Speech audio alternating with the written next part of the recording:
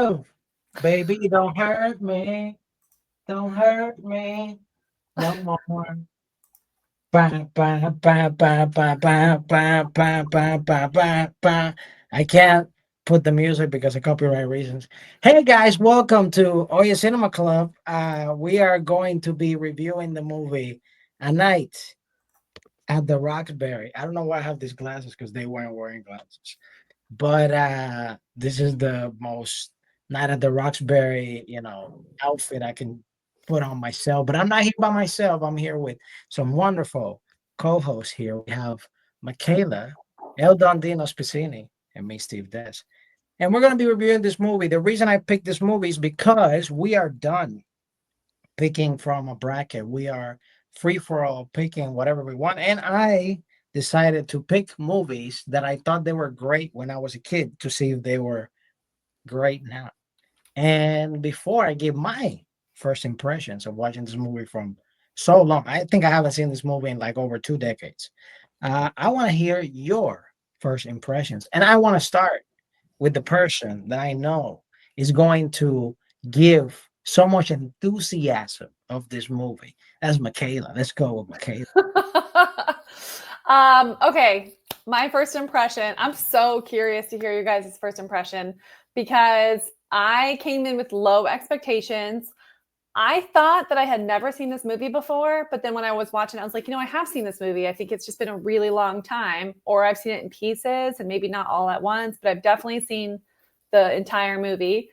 But rewatching it last night, I came in with low expectations and I wanted a palate cleanser. It was after I had already seen a horror film. So I was like, this will be the perfect palate cleanser. Something light, something not serious, something fun. And it was all of that. I thought it was very fun, very funny. We laughed a lot. I didn't have like a lot of huge laughs as much as moments where I was like, that was really funny. I really enjoyed that. That was fun. And it's really fun seeing Will Ferrell at the beginning of his career because I'm a huge Will Ferrell fan and like knowing what he's done with his work and seeing him back at like, baby movie version of Will Ferrell. But I thought it was so fun and funny. Molly Shannon is unbelievably good in it. She's hilarious and psychotic, and I love her character so much. I thought that there were things that could have been better, but for like what it was in the 90s and what they did with comedies like this in the 90s, I think they did a good job. And I feel like I remember it not being reviewed well, but I don't really like have any huge problems with it. I thought it was enjoyable and I liked it. Thank you for And that. I didn't grab your ass. Oh, did you grab my ass? Dino, did you grab my ass? Let's go with you. Always. Um, it's fine. When I watched this as a kid, like this is that time period in SNL. I don't know. I don't remember. I don't think they do this as much anymore with their movies. They don't really take characters and make movies, full length movies of their characters. Do you guys remember what the last one is? Uh-huh. Don't know, but No. because there was this. I love Molly Shannon. I love Will Ferrell and all that. But like she did the Superstar movie, and maybe growing up in a different country, I just didn't get as much as the nuances. Same thing with this one. Like there are funny moments, but it's just so it gets a little cringe at times. Like there's some, like you said, some like that's funny, but it's like I like them in the sketch form more. Like when Jim Carrey's hosting, and then he's one of the guys. Uh, so I actually was kind of thinking like, am I gonna like this more now as an adult? Like being to the good clubs before or whatever. Not that I'm ever that kind of guy, but no, what I did like was like, oh, Michael Clark Duncan, Um, and then they were playing the Cheers theme, and if you watch this in a year from now, George Wendt passed away. So I was like, that was kind of sad. So yeah, so I just felt that like their characters, you know what it is? The characters aren't really likable. They're annoying. They're like, and I like what you said about seeing Will Ferrell earlier and kind of his characters because I feel like his style of humor and stuff like that was polished. Like we had to have this so that then we could have Step Brothers, right? Hmm. Because it's like that kind of combo. Like because this one they're brothers, which is kind of weird as well in their own kind of weird sexuality. That at times I'm like, are they brothers? But yeah, so I feel like this is a great part of film study to see the evolution of you could say Will Ferrell's comedic genius in movies from SNL to where he's been. You know what I'm saying? But didn't like it any better than when I was a kid. Thank you for that, Dino. Let's go with you, Steve. Thank you so much. My first impression is that unlike Dino, that has his hater glasses on, I'm gonna take mine off. And I'm gonna say this movie still holds up, my guy. Like this movie is actually really good because when I was a kid, it's very different. I actually saw this movie in theaters, like back in the days. And I remember me and my cousin watched it together, and we got super inspired that we started copying them and started doing the hand movement and the whole deal. Now watching it as a grown up, I was like the same way, like, oh, am I gonna like it? Is it gonna be cringy? Is there gonna be things from the comedy from back in the day that I'm not gonna approve from now, because you're always looking out for those things, especially with comedies. And but no, like I didn't find even the scenes that I was like, oh, they're harassing a girl on the street.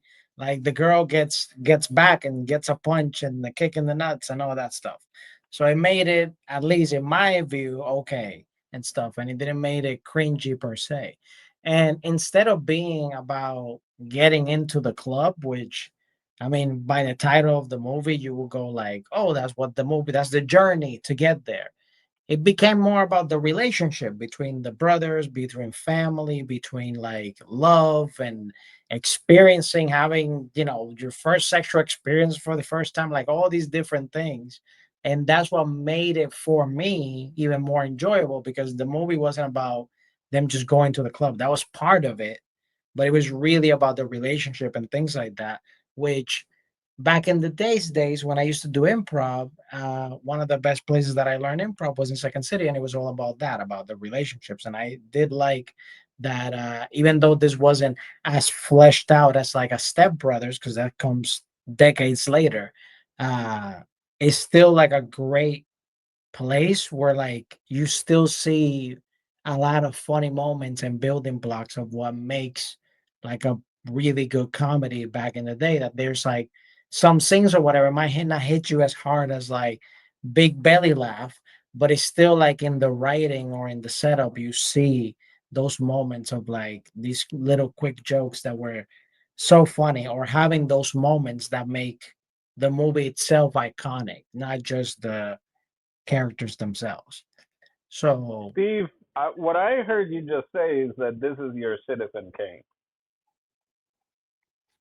The yeah, way that you were describing this and the character work and the relationship sounds like this is your Citizen Kane.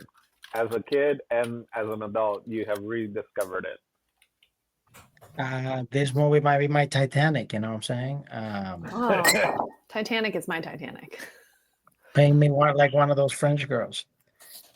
Uh, but talking about this movie, we have to, and like we have to talk about this. And I want to say it right off the bat before I forget or something, and that is the score, the soundtrack of this movie. I I'm think sad I didn't mention that in my first impressions because I was like, it's so good. it's like, I danced like a lot of the movie. Like I kept getting up and I was like, I gotta dance. I gotta like enjoy the song. I was like John filmed me. I was just like raving to it because it was so good. I'm like, at least half of the budget of this film had to go to the rights of these songs, because I'm just Really? like, Well, I mean, they repeat the songs a lot, so you would imagine it's like it was either like, yeah, we're gonna overplay the same song, or for money reasons, we're already paying for this song, so we're gonna have it 5 times in the movie. And every You know? time they replayed one, I loved it. No, don't get me wrong. I'm not. The music is great. We were And a I will couple of say, times. We were like, "Did they already play this?" the effect of this movie, of like the time that it came out in and everything, is that every time the song comes out, right? Every time I hear it in the car, like it's one of those things, like, what's more American than apple pie, or whatever. Any of those things, is that song comes out, or some of those, and I'm just thinking of Night Out at Roxbury. And It's I as think simple as like that. a lot of comedy, especially back in that day, like the stamp was like the music. Like Austin Powers had that like bossa nova.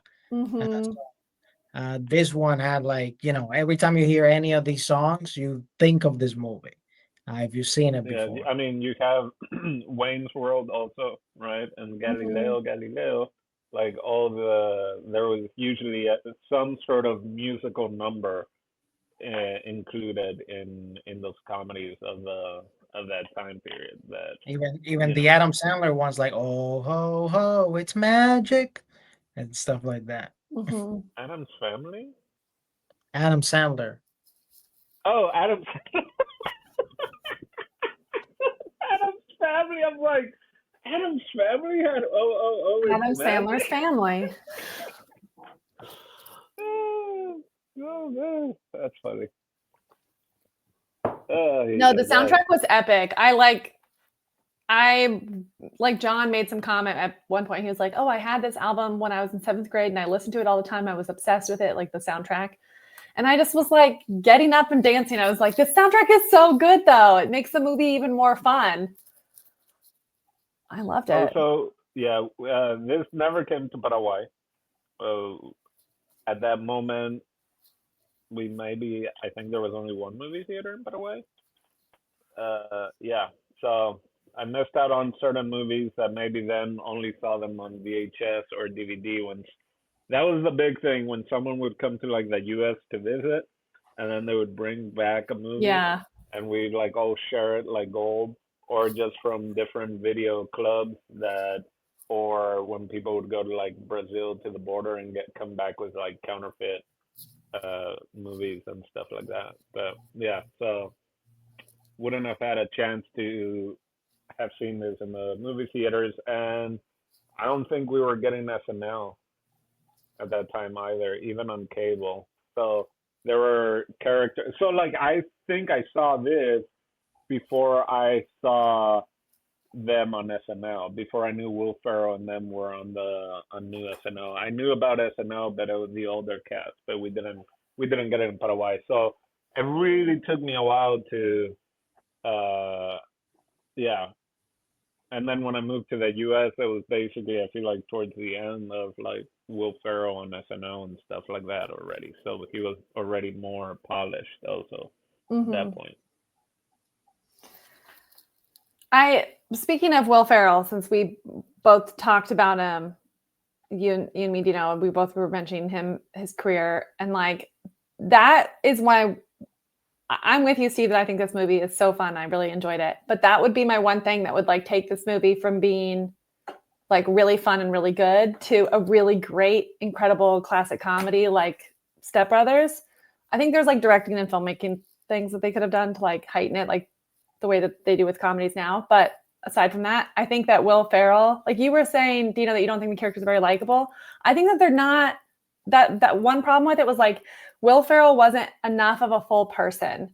And that was like my complaint about him was I was like, he's such a great actor. He makes like all of his character like full rich people and it's like really deeply rooted in truth. And that's what makes it so deeply funny. And I think that it would have been because he kind of like had that like airhead thing going on, that's his whole vibe. And I was like, it would have been funnier. But then every now and then, like with Molly Shannon's character, like when they were getting married, he would show these signs that he was like aware and picking up on things like Yeah. she's totally changed. She's not like she used to be, which I thought just is so hilarious that that's what they did with her character because it's crazy. But I was thinking that they could have even like elevated that and made him even more aware. And I just would have given him like I don't need him to be the deepest person in the world. Like he can still be kind of flitty and whatever. But like Romy and Michelle, I think is a good example of like, they took these two airheads, but made them like real deep, rich people who were like, I don't know, they were more rooted in truth. And I think that it really shows how like he progressed as an actor, because I think that nowadays, if he did this role, I think he would bring a lot more to it, like a lot more color to it. Well, it was what, an hour and a half? And like an hour and 20 minutes, baby. Love that running time. You can see the cheapness of the film, which I'm all for that. Like dirty, quick, get it, like. I don't mind that. I don't mind that. No. I just like wanted a few like montage moments more. Like I thought that they could have like elevated some of the jokes a little bit, but like if they had more production value, maybe. Very repetitive. I'm just saying like, oh man, Eva Mendes, like coming in at the end, yeah. How old do you think she was? 22? She looks so young. Yeah, it was one of her first. And then they're together in The Other Guys. And then I'm just thinking about The Other Guys. And I'm like, I would rather watch The Other Guys. Well, he's got but the thing is, like I said, I don't think that this is a bad character for him. I just think that it's like, this is an example of somebody who was like, oh, the character is this one thing. Like it's in the sketch, like it works in a sketch because it's supposed to be quick and short and they're supposed to be these shallow people. But like in a movie, I think that if Will Ferrell took that now, even a couple years after this movie, I think that he got better as an actor. Right. I think he would have like done more with the role, because I think that Chris Kattan was actually doing a lot with his role. He was doing way more. I mean, I think that his character was a little richer, and I think that was because they're like, well, you're the smarter brother and he's the dumber brother. But I still think that they could have both played those parts and like leaned in more with like being more of a full person, and it would have just elevated their relationships even a little bit more. And just like I really enjoyed it, but I think that would have just like amped up the comedy, because like the more truthful you are, the funnier it is. And this is one where I think if I were to watch it like with other people, like I would get more of it. Me just by myself watching it like at 2 p.m, I'm like, all right, like like I feel like I needed to watch it with other people and be like, oh my god. You know what I loved was him doing the fake answering machine, and Will Ferrell. Oh, that was funny, yeah. Completely he's like, beep. Into it. Yeah. Guess I missed you. Yeah, that was like great. those bits, because it was the bits that I didn't remember that I just, Yeah, there were a lot of funny bits. And like I said, I've seen this movie before. I don't remember if I think I have seen it all in one go. But I didn't remember the progression of Molly Shannon's character. And that was like, I knew that they got married or that they had like a wedding at the end, but I knew that was the whole bit at the very end. Yeah, like I remembered all that. I've definitely seen those clips. Yeah. Yeah, but I had forgotten that she like turned into a psycho. And I thought that was just so funny. And I was like, God, it would have even been funnier if they had like amped that up. Like I was like, they did this montage where like after they were engaged, she was sitting at the table and she's like, I want to talk about the merger. And she's like giving everyone folders. And I was like, how funny would it be if they were like in their store and they're like breaking down a wall and we're seeing them like create the first like lamp fake plant hybrid. And she's like, and we're seeing it amp up even more in like a really ridiculous way. And he's just standing there like, and I was like, and they should have done like a sex montage, because the sex scene was so funny with her where she's like psycho and then she gets on top of him and then she's like orgasming. Like going back to Step Brothers is a combination of Catherine Hahn's character and even the brother or whatever, the whole business part of it.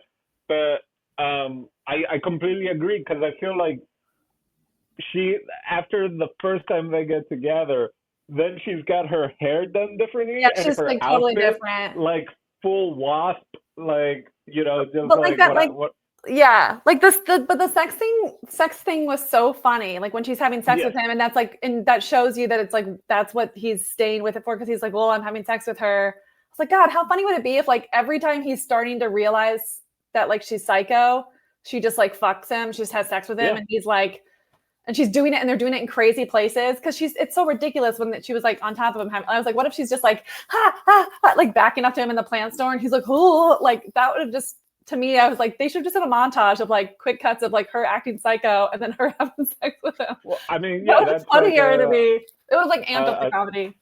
Almost a tag run right there, right? Yeah. Into improv things of like where, well, especially because then it's like someone's like, I don't know, we're talking like if we're married, and then she like goes like, what is blowjob at that point? And he's like, oh yeah. She's like, I'm and so it's happy. Like any discussion, like I don't know if we have enough to like, sign for this house loan at the like all these heightening. Like they break down a wall in the plant store, and it's like, you broke down a wall. I don't know, everything's moving too fast, and then it's like, like that would have been so funny. I do think, there.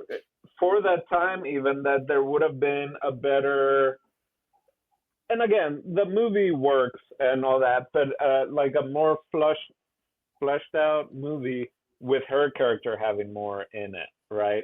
There was some, because again, to me, that's where it would have had a little more diversity and all that, instead of just the dad constantly just yelling at, which I love him, like. But I feel like that's the one note character also, that you need that. But also, if you had these other crazy. Yeah. And I want to say something about that dad storylines that you brought up, because that's one of those moments when you're like, that is so funny. Like, I don't think we like laughed really hard at it, but we're like, that's really funny. Just him like wanting to own this first like fake plant lamp business, and like thinking of it as if this empire of like two great families merging. It's so funny. It's so stupid. Like, but then even it has to be plant lamp. It just sounds better. Yeah. Like. It's just like I liked that stuff. I was like, because the film had arc. Like it really did. It like followed the pattern it should. It had progression. It like hit all the points. It was silly as hell. But I think that was the point. Yes, and I love that. That's why I thought it was fun. Like a movie that's an hour and 20 minutes needs to be silly. Absolutely. I think that like, there are a lot of movies I've watched that are like an hour 40, and I'm like, I wish that this movie was an hour 20 because I would have enjoyed it a lot more. It overstayed its welcome because it was stupid. And like I think like Team America, that's what I'm thinking of. Like I remember we watched it and we're like, God, if this movie was like an hour 20, it'd be so fucking funny. Like it is funny, but I was like, it'd be perfect if it was an hour 20 because I think it overstays its welcome. But like this movie, I was like, look at this. It's like I'm in and out in 80 minutes and I got some great laughs. Like I would definitely rewatch and like have it on and catch a funny moment here or there. Could have been, I don't know, for me it's like 20 minutes too long, even though I'm like, they speed through it so quickly. But that's like, I would have liked a little more, that because you have the gym rat, right? Like you have like these great moments, and these great characters like Colin. I'm a big Colin Quinn fan. Like him on Weekend Update. I forgot that he was in the movie. Wait, who was Colin Quinn in the movie? He's the limo driver. He's the one constantly grabbing ass. Oh yes, that's who that was. Oh my God.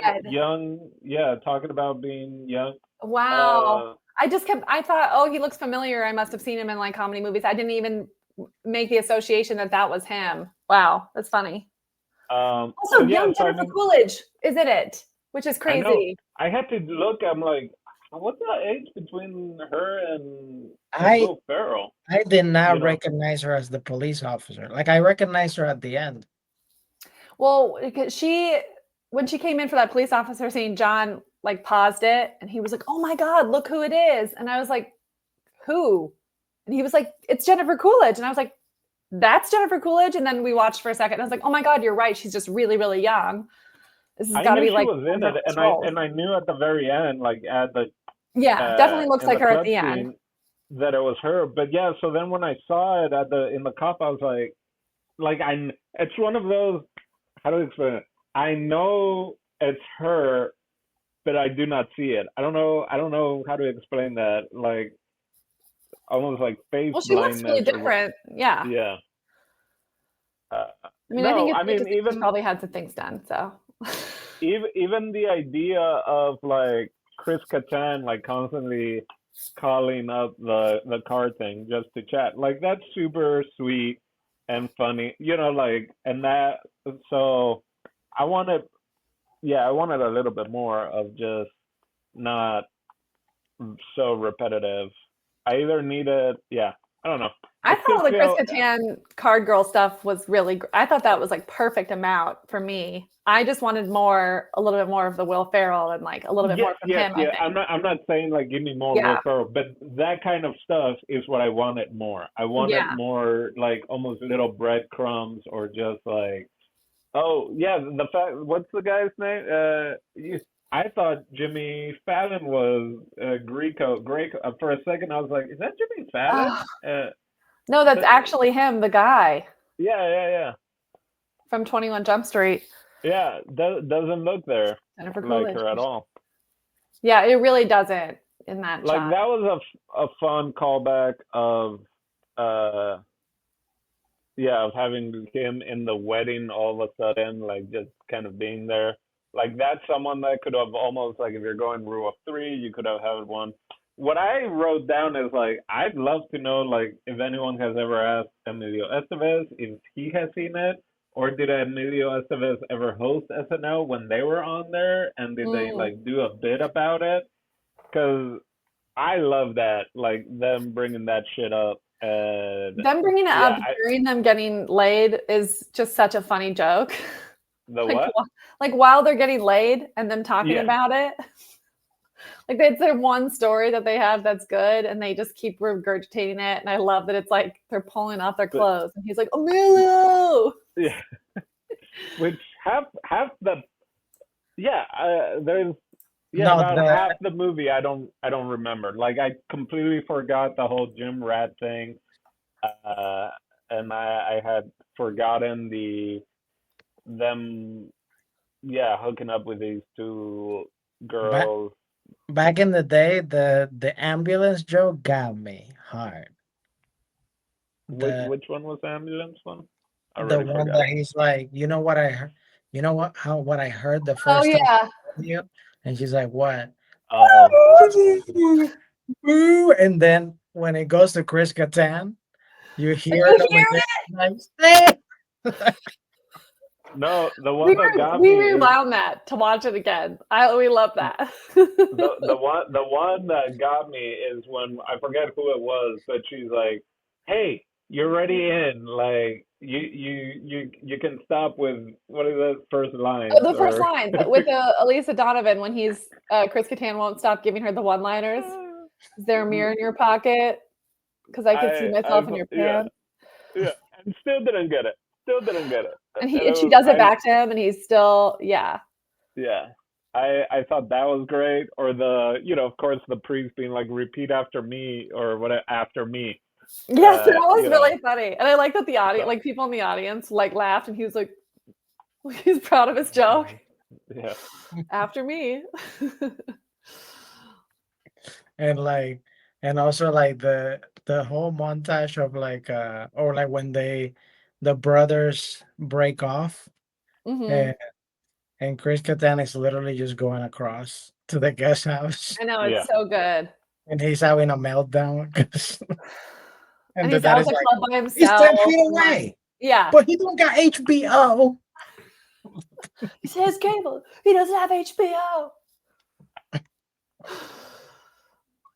Also, another thing I noticed watching the movie this time, after not watching it for so long, being Clueless as like one of my all-time favorite movies. It's produced by Amy Heckerling, who's the director of Clueless. I didn't realize. I noticed her name at the beginning. I was like, oh, Amy Heckerling co-produced it with Lorne Michaels, which I wonder how that happened. I wonder if it was just because like Clueless was such a big hit, and they're like, let's get you in on this or something. Because a lot of people from Clueless were in the movie. The dad, then Elisa Donovan, who plays Amber in Clueless. She was the redhead, like hottie. Yep. She is also in it. And then there's the teacher who they try to hook up in Clueless, and she has a cameo in the plant store at the end. Like he's like crying to her. She's like standing there trying to buy a plant. So at least 3 people, if not more, that I spotted. So Yeah, I was surprised that more than Lauren's name was on there, and I was like, is this thinking of like back in the day when it was like Spielberg and like the ex and like people and their exes, like when they were still married or whatever, and it was like 2 names. I'm like, was Lauren with this person? I don't know. I wonder if it was just because, like, I mean, Wayne's World was obviously before this and it had done well, but I don't know, maybe it was like risky to make these movies with kind of relative, like they weren't movie stars, and who knows, maybe getting the executive producer who did Clueless and what was such a huge hit and getting her on it. Maybe that was like part of the move, was like having that power behind it would help it like succeed more. Yeah, I'm trying to think, like, because this is right before Austin Powers hit. Well, and again, it's like I want to count Austin Powers, but it's not a character from the show, right? So we're no, but Lauren definitely would have produced that. Yeah, but that's what I'm saying. That one was a huge hit. If we're strictly speaking, SNL character based, then that would be something like Wayne's World, Conehead. You have this one, So there and Wayne's World was like Wayne's World was probably risky, but then it was such a success, and then of course, like he was able to do Austin Powers. Well, he not only that, it was a sequel. Right. There was the sequel. Yeah, and Coneheads was after Dan Aykroyd was already a big movie. Like it was after Ghostbusters. Everyone knew who Dan Aykroyd was. That wasn't as risky. Right. So yeah, I feel like Will Ferrell was like really a nobody, and when I was watching this too, I was like thinking. I said to John, I was like, "Do you think that they thought Chris Kattan was going to be the breakout comedy star, because his character does seem to like have more to it, and he seems to be like more of the lead almost." It's funny though, because I'm like, he's great in the movie, but like what we know of Will Ferrell now, we're like, I wish that Will Ferrell could have brought a little bit more to that role, but still, it's great. Wait, what was that a picture of? Superstar came out in '99. Yeah. And that one I liked even less. You see, I almost feel like Superstar I might actually like more. Like I've actually never seen Superstar. I've only ever seen the sketches. I remember watching it maybe once. What? You haven't seen Superstar? I mean, I love the sketches. Her falling backwards and her underwear being exposed. Did you smell it like that. Did you Chris Kattan, he came out his memoir and all that. Did you know about his, like, he like broke his neck in a sketch on SNL and like didn't tell anyone, and then he's had to have had like 5 surgeries, and SNL only like paid for 2 of them because supposedly he never mentioned it. And I guess his dad was also an actor at some point, so him being, he talks about it in his memoir or whatever. So I feel like he kind of fell off, but I can imagine maybe if he hadn't gotten hurt or had actually had taken care of that issue, maybe he would have been doing. Maybe he would have done more. Yeah. So this came out in '98, and he left SNL in 2001. So I mean, I mean, Chris Kattan's really, really funny, and I think he's really good in this, and I think he's a good actor in it. Like, he's funny, and I think he's good. So I could have seen him like going on to do more things. Because he could turn it on, and then you know what I mean, like in like a switch, just like when he'd go crazy, and then kind of bring it down also a little bit. Just in this character, I feel like the whole relationship with the operator woman, right. That he was like really sweet with her, and there were like some nice levels. I don't know how true this is. This might be salacious, but I just Googled literally Chris Kattan, and the first thing on the Google people also ask, it says, what happened between Will Ferrell and Chris Kattan? And it says, During the filming of A Night at the Roxbury, Chris Kattan had an affair with the producer. Will Ferrell was deeply offended and no longer considered Chris his friend. Wait, I wonder I've if he had an never affair with heard that. Amy Heckerling. Hold on. Is that who the I've producer never, is? I've never heard that. Me neither, but that's the first thing that came into my search, and I only put his name. So I don't know. Because I don't know. Oh, it Because, says like, that. Oh, Chris Kattan said that Amy Heckerling propositioned him and sexually So coerced him? so he's me tooing, or not. I don't know if me tooing is correct, but he. Oh, but it Oh, does say man. he hooked up with her on her casting couch. Wow. So he said that he hooked up with her, but then that she also tried to coerce him on set. Oh, no, wait. No, hold on. It says that Lorne Michaels pressured him to have sex with her. What? I know he, like, in his memoir, I know he started talking a little bit of shit about SNL and how he was treated and due to the accident and all that, because I know he brought up that he had questions about whatever bit he was going to do, and he's like, I don't know if this is safe. I feel like I'm going to, hurt myself or whatever. And they're like, no, it's fine. And then that's when he hurt his, Interesting. broke his neck or whatever, and kind of started the downfall of it all. Oh my God, it's funny too. It says that Amy Heckerling was asked about it and she was like, ugh, I didn't read it. He's a nut. And said that she doesn't like to comment on it and doesn't want to hear the dumb shit he came up with. And I don't have anything to say about him or his idiot book. I don't feel like helping him at all. Wow, spicy. Salacious. I want to see that movie. Yeah. Because I'm like, wait, on the casting couch, like he had to audition to get the role that he was already doing on SNL. Were they gonna recast his role? Like, I feel like we're putting Mike Myers in this part. That also would have been a great movie.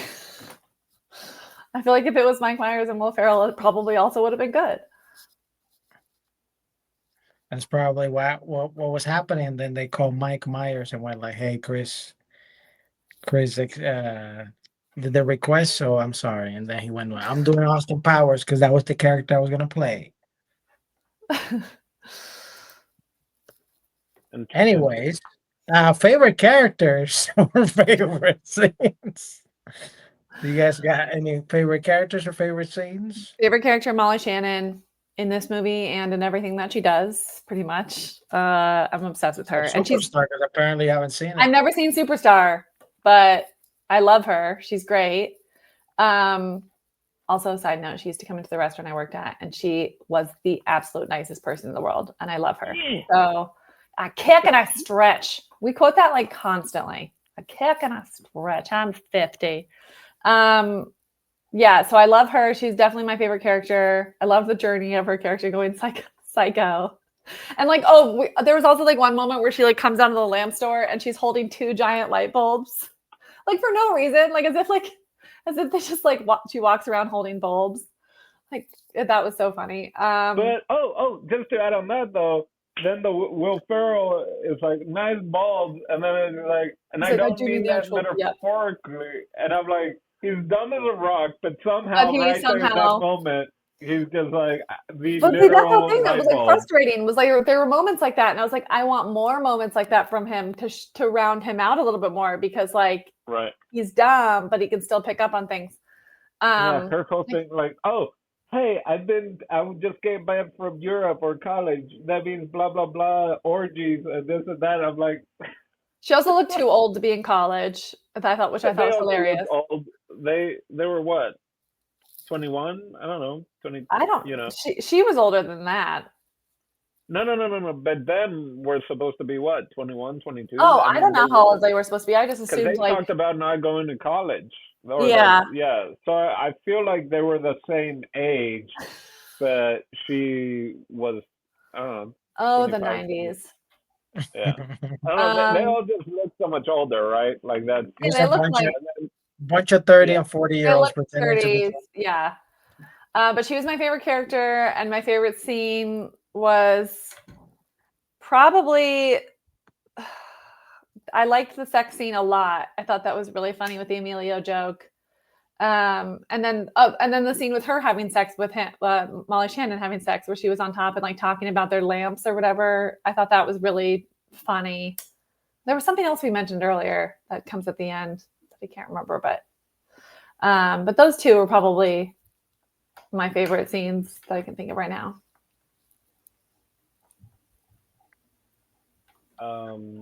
I do want to mention the freaking number in the little frame, picture frame. That we haven't brought that up yet. That they frame the Oh my number God, that they they framed got the from the phone building. number. That was a funny joke. I'll put that as a character. I don't know. I mean, you have the classic stopping the wedding with the instrument. The stuff that I didn't remember were the sex scenes, and those to me now seem like the funnier moments. Because yeah, usually when there's sex jokes in these kind of comedies in the '90s, it's usually just. I mean, you got the American Pies and all these other kind of movies that go for that kind of blue humor in sex humor, and to focus on what they did with their sex stuff is, I think, pretty funny. You know, Yeah. the closest they got to it was them running out 46 seconds later, almost identical, just to kind of like high five Yeah. and then be like, yeah, definitely not the first time, you Definitely not the know, first and then, time. Yeah. but yeah, so I gotta agree, those scenes, I think were probably the funniest because you don't have those in a lot of the '90s comedy sex movie type stuff. Mm-hmm. And character, yeah, Molly Shannon. I wanted more of her because she is a psychopath, and who doesn't love a psychopath in their movie? And that's one of speaking of like saying like, oh, what happened? Like Chris Kattan. I was like, I I'm so happy every time I see Molly Shannon pop up in here or there because she's someone who I thought was so underrated. You know, Yeah. no, sorry, not underrated.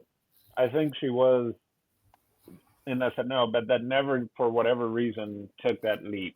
You know, like her and Sherry Terry were like two of my favorites for the longest time, and they both paired up really well with Will Ferrell in various different sketches and stuff. So yeah, I'll go with that. Molly Shannon and sex jokes. Talking piggybacking off the sex jokes, uh, when Will Ferrell and Molly Shannon are basically having sex and talking about furniture, and Yes. she climax on IKEA. That was Yes, that's what it was. I was trying to remember what that was. Yes. Home Home Depot, IKEA, and those are the things. I've never heard of those stores until 2005. I don't know, 2009. 300 Days of Summer. I thought, still didn't know what an IKEA was. I'd never seen one. We don't have any of those in Paraguay. None of them were in Alabama. It wasn't until I moved to Chicago that I actually knew what an IKEA was. I was just there So, today. oh, nice. So yeah, so that's you're And he right. yelled, She, IKEA. yeah, she did, and he's like, what? What about your Um, favorite character? yeah. And also, well, before I get there, also the scenes of them getting ready to me Oh, were yes. hilarious because I'm They like, so funny. they take more time than like anybody else I've seen, but at the same time, they get a lot done. They're very, concise. The Efficient, eyebrow efficient. cardboard cutout was really good. The blow Yeah. dry, like to the side. Yeah, lots of good little moments. Oh! You just reminded me of another one. The scene where they're in the car and they're voguing to each other. Oh yeah, Classic. love that. And they're like, Uh, we've been practicing that 4 months. We almost had it. Then favorite character. Um, I'm gonna say so. When I was younger, I was like way more attached to the Will Ferrell character. I guess because just because he was You weren't little. in love yet? I guess so. And now I actually empathize more with the with Doug Butabi. Just because I thought, like, especially in the beginning, the dad always yelling and he not wanting to do stuff and whatever.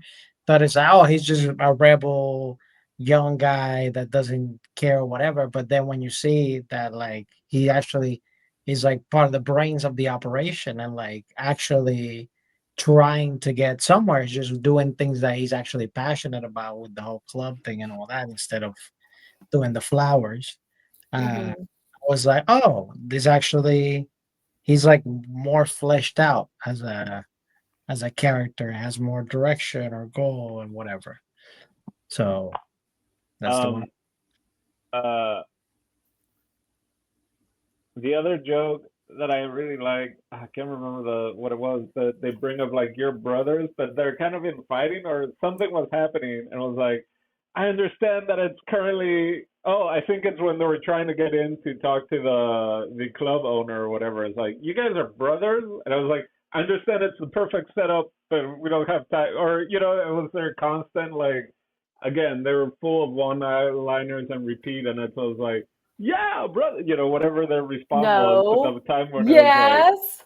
yeah, I know, it was like, it's a perfect setup for, but we don't have time. Yeah. There's that. Going back to like setups and all that, and why Step Brothers, like, it has a lot of the art.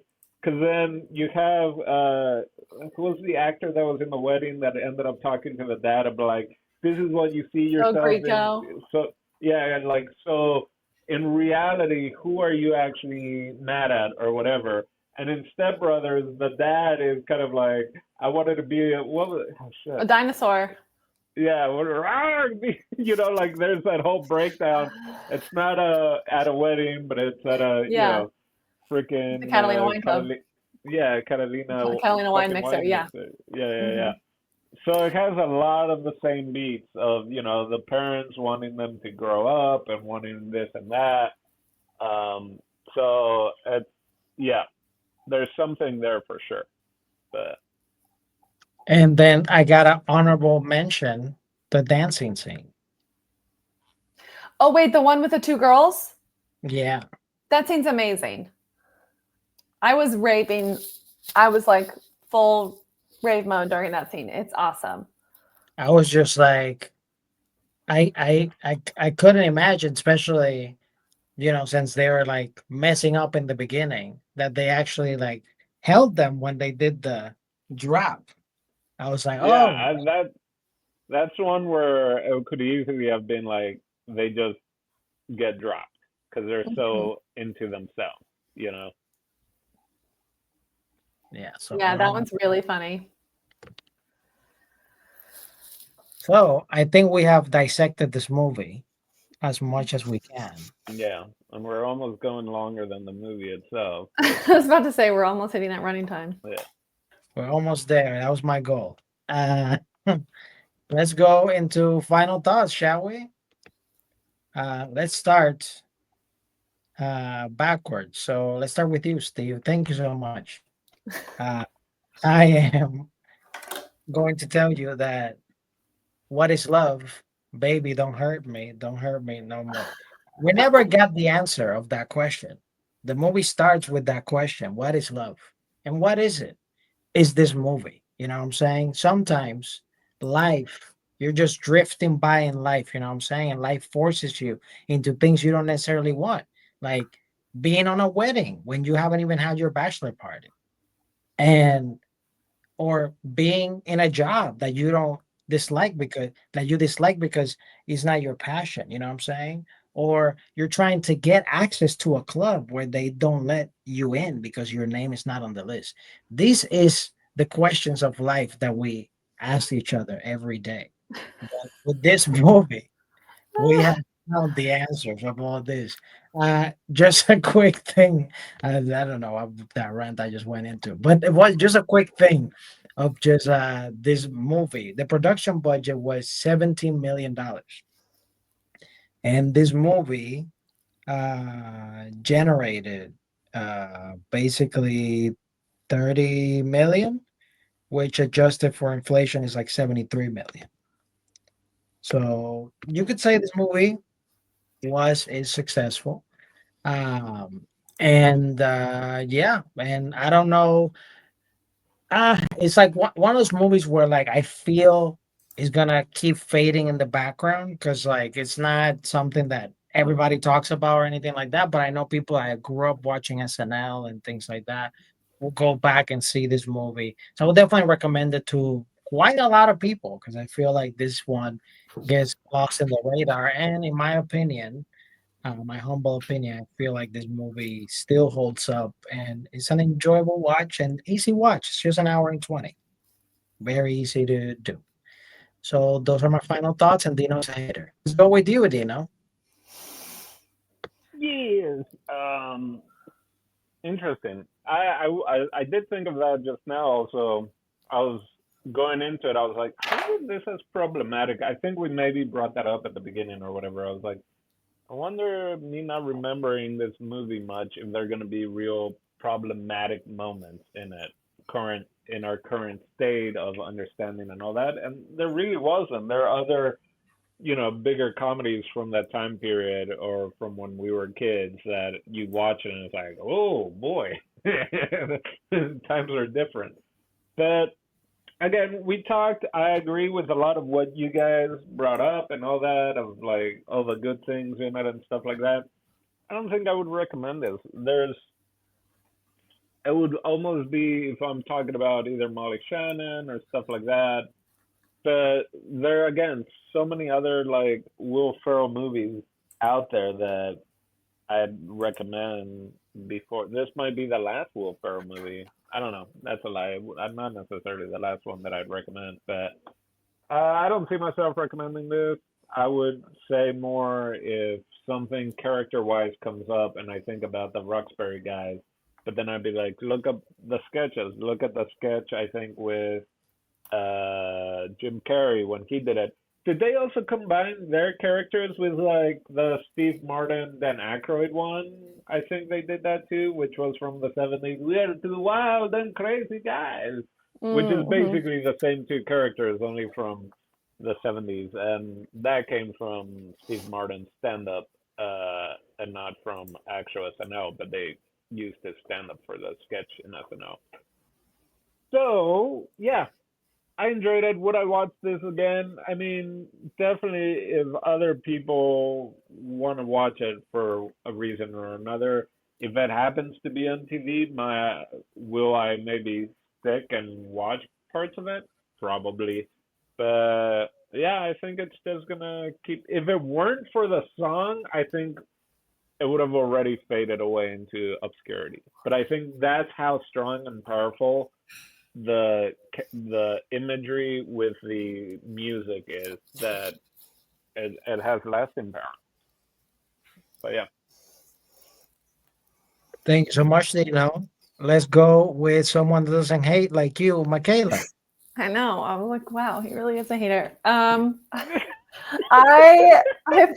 my final thoughts are this movie is fun. I would not put it in my top 20 comedies of all time. I don't even know if I put it in my top 100, but I would definitely watch it again. I plan to watch it again. I think it'll be a good movie for me to put on when I'm like, I want something fun and light in the background that I can kind of catch a few laughs, maybe hear some bangers. Um, I enjoyed myself thoroughly. I was like surprised, and I came with low expectations. I kept thinking like, when is this movie going to get boring or bad? And it didn't. I thought it was fun the whole time, and there were a lot of really funny jokes. And like I mentioned, there were some things I wish that could have been better or stronger or done a little differently to make the movie like, a more a top 100 comedy for me. But I really enjoyed it, and I'll definitely watch it again. And I also would recommend it to people. I will recommend it to people that like Molly Shannon or Will Ferrell. I'll say, yeah, if you like Will Ferrell, go back and watch this and have fun watching it, because you will especially appreciate what he's done now, watching this and seeing he was still funny in the movie. He was still good in the movie, but he's done even more and has become like really, truly a comedy legend. And it's fun to see where he started and how he was still good back then. Yeah, so I would recommend it, and I would recommend it to Molly Shannon fans, because just her scenes alone, she's brilliant and hilarious, and I think that it's worth watching it for just her if you're a fan of hers. So, yeah. There you go. Very nice. Very, very nice. So, Dino, do you have a question for me? Oh yeah, Jason texted me and wanted me to ask you, what do you have for us next time? Next time, I am so glad you asked me, because we're watching Night at the Roxbury 2, The Return of Chris Kattan. No, we are we are going with Michaela for next week. Yeah. Okay. So next week, I picked a movie that I know nothing about. I saw a clip of it online that I thought looked interesting, and never seen it, had never heard of it. I don't even know this director's work, but it's got Steve Buscemi in it. It's called Living in Oblivion, and let's give it a go. It's from 1995. Oh wow, that looks like something I would have checked out at the movie club.